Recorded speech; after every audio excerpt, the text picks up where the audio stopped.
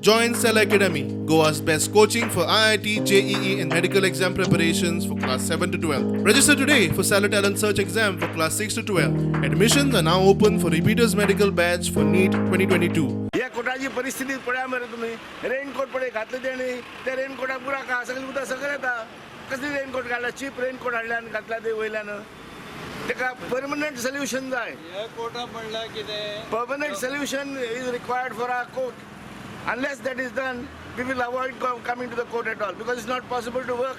There have been instances that the roof tiles has fallen on somebody. Senior citizens, litigants were coming inside. They have also fallen. Now the water has also entered the judge's chambers. So this is a matter of deep concern. So I request the concerned authorities to act on it. Act fast. Don't wait for a casualty to happen.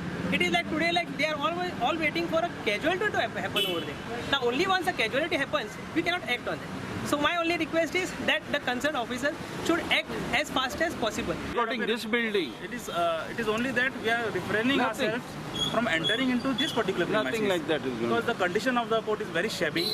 If you see that false ceiling, if you see the false ceiling, water is actually pouring down from the false ceiling. This will be only for today? No, we will continue this agitation because there is a building there which is under construction. They have put up the plinth and the pile foundation and abandoned it. Now for the last 3 or 4 years it has been abandoned. This is not a demand.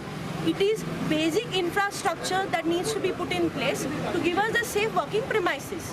This is where we work and we need to be ensured that we are safe where we are working. The law minister, Mr. Cabral, it is his concern and it is for him to take an initiative at the earliest to avoid any further deterioration of the building and inconvenience caused to the lawyers and the litigants.